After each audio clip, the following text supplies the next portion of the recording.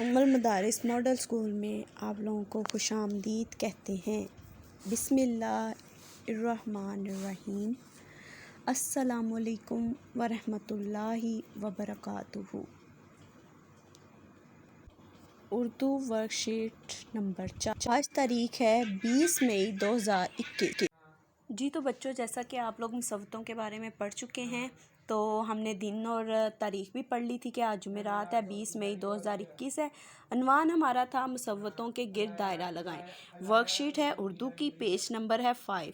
तो हमने क्या करना है, इसमें जितनी भी आपको मुसव्वतें नज़र आ रही हैं उनको सर्कल कर दायरा लगा देना है। अलीफ, वाओ, छोटी ए, बड़ी ए, ठीक है, यूं करके आपने दायरा लगाना है। उसके बाद हमारा अनवार है तस्वीर देखकर दुरुस्त अल्फाज पर दायरा लगाएं।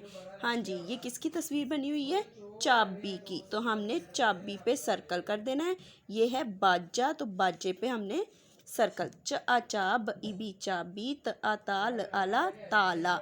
तो ये है चाबी, चाबी पे सर्कल करना है। ये है त आ ता र ए रे तारे। ये है ब आ बा ज आजा बाजा। अल्लाह हाफिज़।